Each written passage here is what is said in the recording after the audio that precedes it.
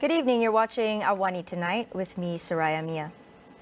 The Auditor General's report on government-linked companies 2024 revealed that the National Professors Council (NPN) has been found to have abused its funding. According to the report, 373,516 ringgit of NPN funds were used to pay the operations of two companies owned by Board of Trustee members, those of whom have failed to disclose their shareholdings as required by the Companies Act 2016. The report said this includes paying large allowances totaling 207,000 ringgit to the permanent chairperson and deputy chairperson without ministerial approval. The report added that the NPN had never been audited since it was incorporated in 2014. The audit scope is for activities from 2019 to 2023. The NPN received a total of 34.84 million ringgit in management grants from the government between 2015 and 2018, as well as 2022 and 2023. However, NPN issued a statement claiming that it ceased receiving government funds and operated as an independent entity since the government disbanded it in May 2018. The NPN, an entity under the Prime Minister's department, reports to the Higher Education Minister. Now, the report also reveals that the River of Life project is far from completion, despite the government's expenditure of 3.9 billion ringgit and a 4-year extension from its original 2020 deadline. As of July last year, 8 projects were still in the execution stage, with progress rates ranging from 21% to 97%. The report indicated that contractors for 2 projects had yet to be appointed, while another 12 projects remain in the pre-execution phase. An analysis of the project duration revealed an 8-year delay in completion, leading to increased costs for the government. Currently, the project has used almost 90% of its 4.3 billion ringgit ceiling cost.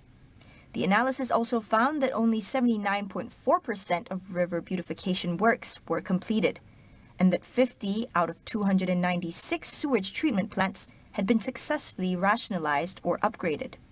The report added that Putrajaya had paid 19 million ringgit for the preparation of 5 designs, which were ultimately not used due to a change in decision on the method of the project implementation.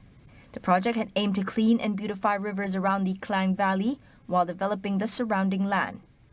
However, the report said none of the objectives have been achieved due to flaws in planning and execution.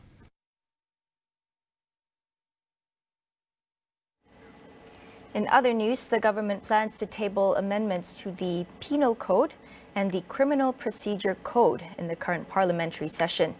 Law and Institutional Reform Minister Datuk Sri Azalina Uthman Said says this is to strengthen laws against online scams related to mule accounts. Buat masa ini, perundangan yang sedia ada tidak memperuntukkan apa-apa kesalahan bagi tindakan pemilik-pemilik akaun yang membenarkan akaun milikan mereka digunakan oleh orang lain dan juga tiada peruntukan khusus yang boleh digunakan oleh pihak polis untuk menyekat pergerakan wang mangsa penipuan dalam talian setelah ia disalurkan kepada akaun keldai. Azalina said the legal amendments would be presented in Parliament after obtaining cabinet consideration. She added that the government had recorded losses amounting to 2.65 billion ringgit due to scam cases from 2022 up to June this year. Local authority parking fees may be waived for electric vehicles (EVs) entering cities in a move to encourage their use. Housing and Local Government Minister Ngako Ming said the proposal is being mulled following the recent announcement to introduce green plates for EVs. Nga said that his ministry is holding talks with the respective local councils to consider the feasibility of the proposal. In May, Transport Minister Anthony Loke announced lower road tax of 85% for EVs, which will also be issued with a special plate. The plates, Loke said, would help Fire and Rescue Department easily identify EVs in case of accidents. On the progress of setting up some 10,000 charging stations for EVs nationwide by 2025, Nga acknowledged that progress was slower than anticipated. Currently, he said about 3,000 charging stations have so far been set up. He added that the private sector, including foreign investors, were welcome to set up more charging stations. In our efforts to shift away from single-use plastics, measures must be taken to ensure a just transition for the workers in the sector. Greenpeace Malaysia public engagement campaigner Hema Mahadevan outlined support mechanisms to ensure that the affected workers in the plastic industry are not left behind. A just transition means that we will ensure that workers in the plastic industry are recognized and their rights are protected. So also the affected communities. So for example, waste pickers, local communities, laborers in the plastic industries and so on. So the Global Plastics Treaty will drive that just transition to sustainable livelihoods across the plastics supply chain. So that could mean, reskilling and upskilling programs. So provide comprehensive training programs to help workers gain new skills that's relevant to the new green industries. That could also mean community and local economic development. So support community-driven projects that can provide local employment and foster economic resilience. The other thing is also policy. So we can look at frameworks, right? So we develop policies that mandate fair labor practices and just transition plans in any environmental regulation changes. We involve workers, the unions, the industry representatives in policy making to also ensure that their needs are considered. We'll be right back after the break. Don't go anywhere.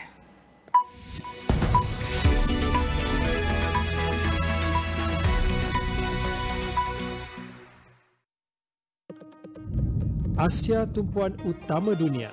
Dengan ekonomi yang semakin rancak, pembangunan lestari dan tenaga boleh diperbaharui, apakah pula impak kecerdasan buatan AI dalam perkembangan teknologi dan masa depan pekerjaan? Kami mendalami setiap berita dan cerita. Saksikan diskusi, dialog dan laporan khas di Agenda AWANI Asia bersama koresponden khas kami setiap Sabtu 9 malam di semua platform Astro AWANI.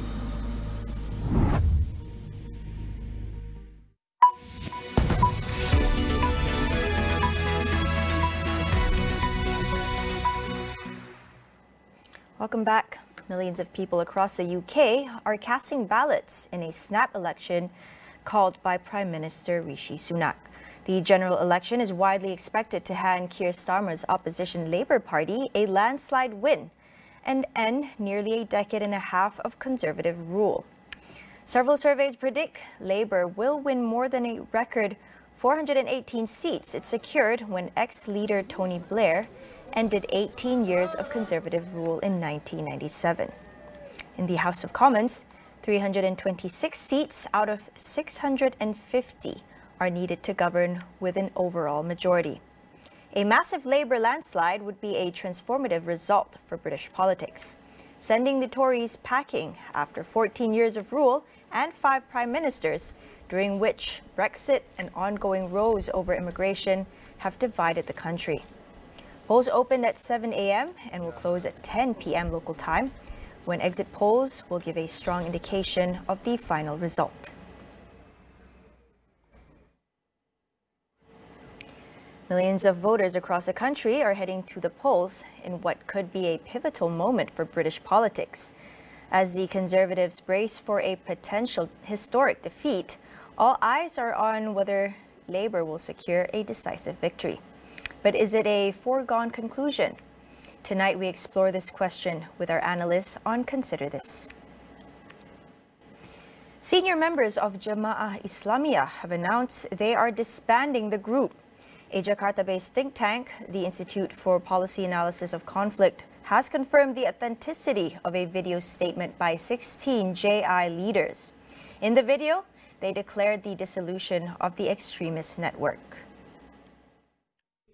In a video declaration made on June 30th, the JI senior leaders confirmed their commitment to the Indonesian state and said all material taught in JI-affiliated boarding schools would be in line with Orthodox Islam.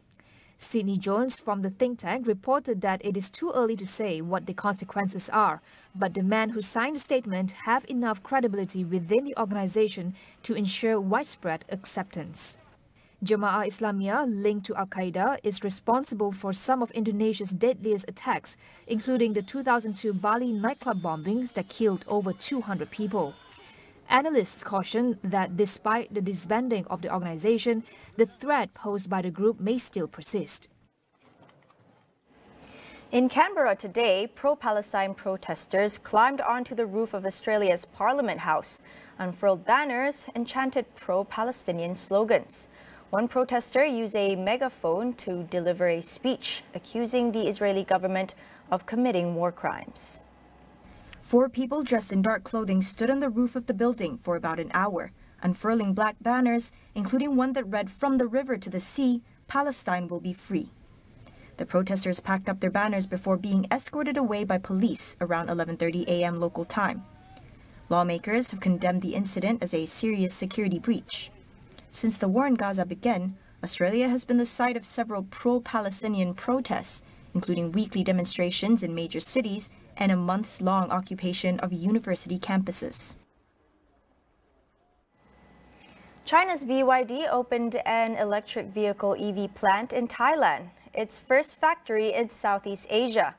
The BYD plant, located in an industrial estate in eastern Rayong province, is part of a wave of investment worth more than $1.44 billion from Chinese EV makers who are setting up factories in the country, helped by government subsidies and tax incentives.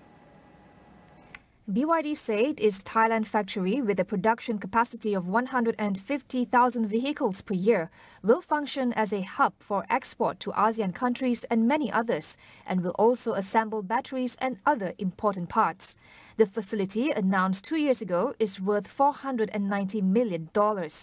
Thailand is the largest overseas market for BYD, which commanded a 46% share of the country's EV segment in the first quarter and is the third largest player in passenger cars. The government aims to convert 30% of its annual production of 2.5 million vehicles into EVs by 2030. Thailand is a regional auto assembly and export hub and has long been dominated by Japanese car makers such as Toyota, Honda and Isuzu. Around 28,000 residents in Northern California have been ordered to evacuate due to growing wildfires. Known as the Thompson Fires, it has burned more than 3,000 acres and damaged several structures. No fatalities have been reported so far, and the cause of the fire is still under investigation. The fires broke out near the city of Oroville on Tuesday, sending up a plume of smoke that was visible from space as it spread to more than 14 square kilometers.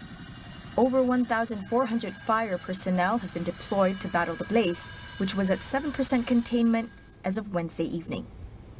Low humidity, gusty winds, and a dangerous heat wave with high temperatures are exacerbating fire risks, especially in the 4th of July when hot, dry weather coincides with explosive celebrations.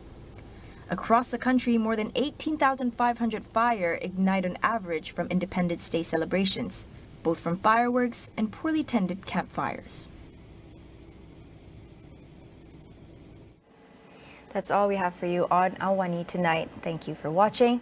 I'm Saraya Mia, and we'll see you again soon.